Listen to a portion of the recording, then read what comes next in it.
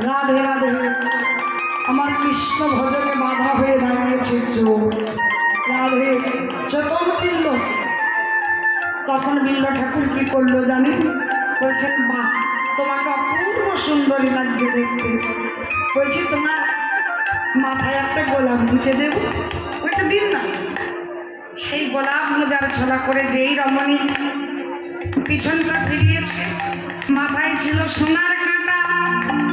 সেই সোনার কাঁটা নিয়ে বিল্ল ঠাকুর চিন্তামণির কথা চিন্তা করে করে সেই কাঁটাখানি নিয়ে চোখের ভিতরে প্রবেশ করিয়ে চোখ দুটো উপড়ে ফেলল।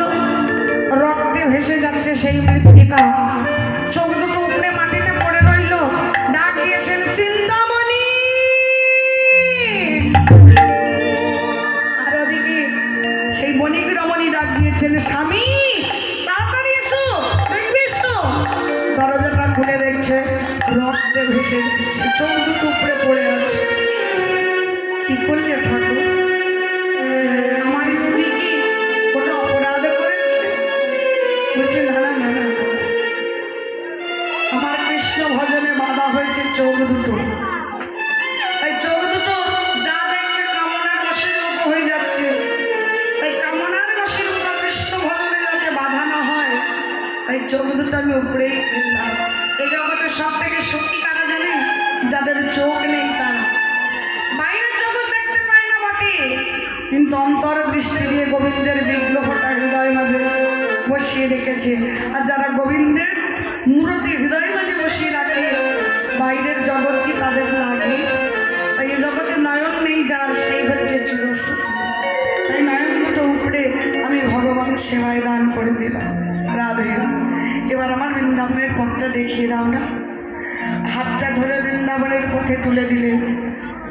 অনাদিরাদি ভগবান একটা রাখালের বেশ ধরে হাতটা ধরে নিয়ে যাচ্ছে। বৃন্দাবনে যাবি নন্দ বাবার বাড়িতে? এসো, আমি তোমাকে নিয়ে যাচ্ছি, আমি তো ওই পাড়াতে থাকি। আমার হাত ধরে তুমি নিয়ে চলো সখা, আমি যে পথ চিনি না। হাত ধরে তুমি নিয়ে চলো সখা, আমি যে পথ চিনি না। হাত ধরে তুমি নিয়ে চলো সখা, আমি যে পথ চিনি না। আমায় হাত ধরে তুমি নিয়ে চলো সখা, আমি যে পথ চিনি না। তোমারই উপর করিল নির্ভর, আমি তোমারই উপর করিল নির্ভর। আমি কিছু জানি না। হাত ধরে তুমি নিয়ে চলো সখা, আমি যে পথ চিনি না। আমায় হাত ধরে তুমি নিয়ে চলো সখা, আমি যে পথ চিনি না।